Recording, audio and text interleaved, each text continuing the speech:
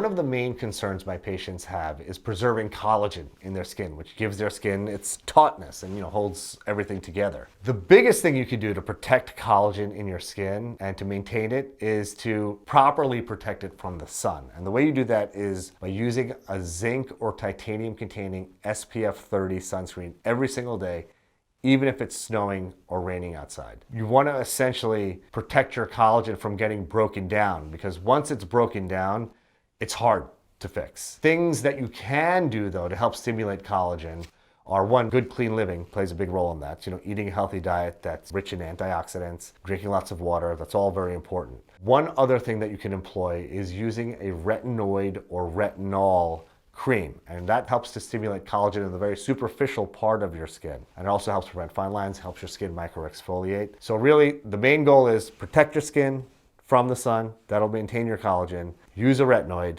and just good clean living, healthy diet. All of those factors will help you maintain your collagen.